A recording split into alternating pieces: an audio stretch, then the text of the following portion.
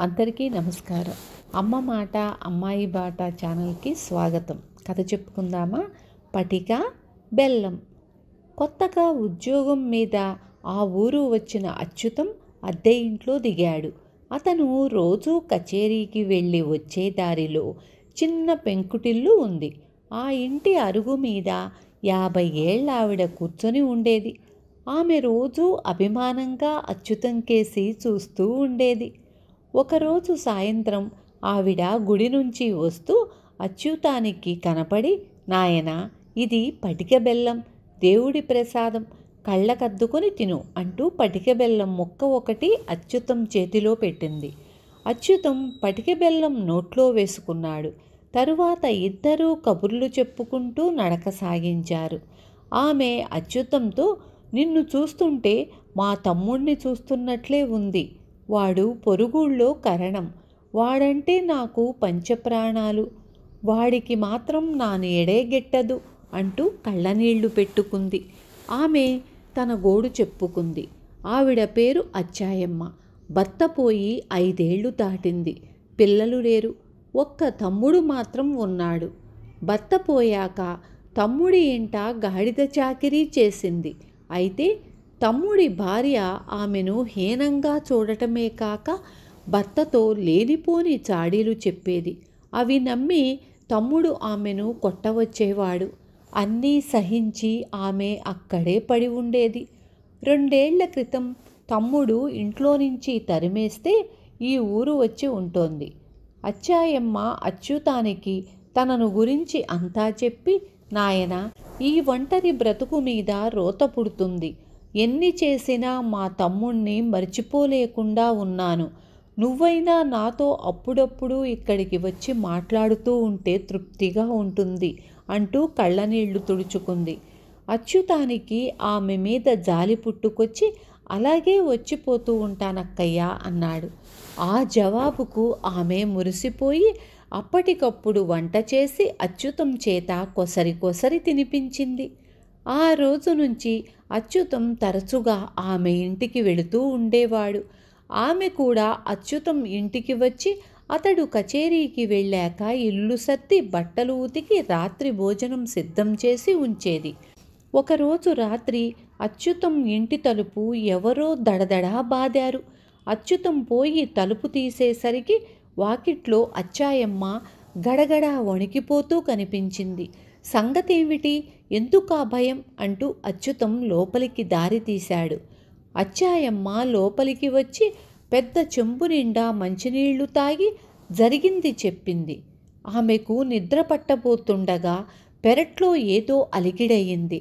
ఆమె కిటికీలో నుంచి చూడగా పెరట్లో మొక్కలు తింటూ గేదె ఒకటి కనిపించింది. ఆమె పెరటి తలుపు తెరిచి గేదెను వదిలించి వచ్చి తలుపు మూస్తూ ఉండగా మెడను చల్లగా ఏదో తాకింది.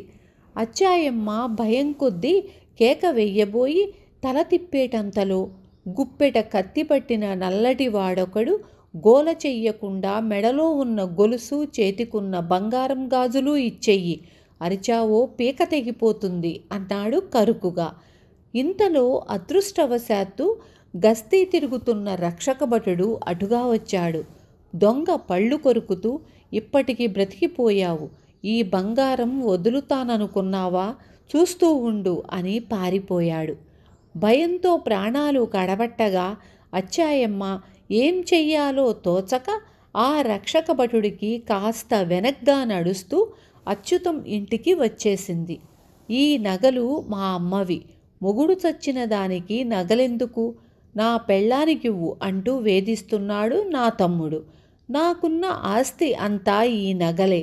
ఈ నగలు ఇప్పుడే ఇచ్చేస్తే చచ్చాక నా శవాన్ని దహనం చేసేవాళ్ళు కూడా ఉండరు. ఇవి దొంగ ఎత్తుకుపోయాడంటే నా తమ్ముడు నమ్మడు అంటూ అచ్చాయమ్మ మెడలో గొలుసు, చేతి గాజులు తీసి అచ్యుతం చేతిలో పెట్టింది. ఆ తరువాత వారం తిరగకుండానే ఆమె అచ్యుతంతో, దొంగ భయంతో నాకు రాత్రిళ్ళు నిద్రలేదు. కాపలా కాయలేని సొత్తును దగ్గర ఉంచుకోవటం మనిషికి నరకం. ఆ నగలు నా తమ్ముడి ముఖాన కొట్టి వస్తాను అన్నది. అచ్యుతం ఆమెకు నగలు ఇచ్చేద్దామని పెట్టెలో చూస్తే నగలు లేవు. బట్టలన్నీ తీసి దులిపి చూసినా ప్రయోజనం లేకపోయింది. నగలు కనిపించకపోయేసరికి అచ్చాయమ్మ గొల్లుమంది. ఆ దొంగ వెధవ అన్నంత పని చేశాడు. నువ్వు ఏమరపాటుగా ఉన్నప్పుడు లోపలికి వచ్చి నగలు ఎత్తుకుపోయి ఉంటాడు. 3000 ఖరీదు చేసే నగలు నేనెక్కడ తెచ్చేది? నా తమ్ముడికి సంగతి తెలిస్తే చంపేస్తాడు. వాడు ఆ పాపం కట్టుకోకముందే ఏ నూతిలోనో దూకి చస్తాను అంటూ తన ఇంటికి వెళ్ళిపోయింది. అచ్యుతానికి ఏమీ పాలుపోలేదు. ఆ 3000 పెట్టి అచ్చాయమ్మకు అలాంటి నగలే చేయించాలి. కానీ తన దగ్గర అంత డబ్బు లేదు కదా. అచ్యుతం అప్పటికప్పుడే బయలుదేరి అచ్చాయమ్మ తమ్ముడుండే గ్రామం చేరాడు. అక్కడ కరణంగారి ఇల్లు తెలుసుకొని ఆయనతో జరిగిందంతా చెప్పి, ఆ నగలు పోవడానికి నా అజాగ్రత్తే కారణం. మీరు ఆవిడను ఏమీ కోప్పడకండి. వాయిదాల మీద ఆ డబ్బు చెల్లిస్తాను అన్నాడు ప్రాధేయపడుతూ. కరణం అంతా విని ఫెళ్ళుమని నవ్వి, మా అక్క బుద్ధి వయసు మీరుతున్న కొద్దీ పదునెక్కుతోంది. ఆమె సంగతి నీకేమాత్రమూ తెలిసినట్టు లేదు అని అచ్చాయమ్మ గురించి చెప్పాడు. అచ్చాయమ్మది చిన్నతనం నుంచి దొంగబుద్ధి. భర్త పోయాక తమ్ముడి ఇంట ఉన్న 2 ఏళ్ళు నానారచ్చా చేసింది. ఇంట్లో అవి ఇవి దొంగిలించేది. వాడకానికి తెచ్చిన సరుకులు రహస్యంగా అమ్ముకునేది. పిల్లలను చావబాదేది. భార్యాభర్తల మధ్య తంపులు పెట్టేది. సొంత అక్కగదా అని చాలా కాలం సర్దుకుపోయాడతను. అయితే ఆమె ఇరుగు పొరుగు ఇళ్లల్లో కూడా చిన్న చిన్న దొంగతనాలు ప్రారంభించేసరికి ఇక పరువు పోతుందని ఇంట్లో నుంచి పంపివేశాడు. ఆమె ఖర్చులకు నెల నెలా డబ్బు పంపిస్తున్నాడు. మా అక్క నా మీద దుష్ప్రచారం చేసి ఎదుటి వాళ్ళ జాలి సంపాదించుకుంది. వాళ్లను మోసగిస్తుంది. నువ్వు ఆవిడ మీద జాలిపడి ఆ 3000 ఇస్తావని ఆవిడ ఆశ. ఇంట్లో మనిషిగా ఉంటున్నది కనుక ఆ నగలు పెట్లో నుంచి ఆవిడే తీసుకొని ఉంటుంది. నిజానికి మా అక్క దగ్గర బంగారు నగంటూ లేవు. అవి గిల్టు నగలై ఉండాలి. నువ్విలా చెయ్యి అంటూ అచ్చాయమ్మ తమ్ముడు అచ్యుతానికి ఏం చెయ్యాలో రహస్యంగా చెప్పాడు. అచ్యుతం ఇంటికి తిరిగి రాగానే అచ్చాయమ్మ ఆత్రంగా నగలు దొరికాయా అని అడిగింది. నేను మీ తమ్ముడి ఊరు వెళ్ళొస్తున్నాను. మీకింకేం భయం లేదు. నగల ఖరీదు 5000 మీ తమ్ముడు వాదించాడు. చేసేది లేక 5000 ఇచ్చి వస్తున్నాను అన్నాడు అచ్యుతం. అచ్చాయమ్మ తెల్లబోయి మారు మాట్లాడకుండా ఇంటికి వెళ్ళింది. మర్నాడు ఆమె చీకటితోనే బయలుదేరి తమ్ముడుండే ఊరు వెళ్ళి వాకిట్లో ఆయన కనిపించగానే, ఏరా పాపిష్టి వెధవా, ఆ గిల్టు నగల ఖరీదు 5000. నాకు రావలసిన డబ్బు మధ్యలో నువ్వు గద్దలా తన్నుకుపోతావా? ఆ 5000 వెంటనే కక్కు. నేనసలే మంచిదాన్ని కాదు అన్నది కోపంగా. వస్తూనే అక్షింతలు వేస్తున్నావా? అవును, పెద్దదానివి కనుక నీకు ఆ అర్హత ఉంది. కానీ ఒకటి, ఈ వయసులో డబ్బు కాపీనంతో మోసాలకు దిగావంటే చచ్చి దెయ్యాని అవుతావు. హాయిగా దైవచింతన చేస్తూ మా ఇంట్లో ఉండు అన్నాడు అచ్చాయమ్మ తమ్ముడు.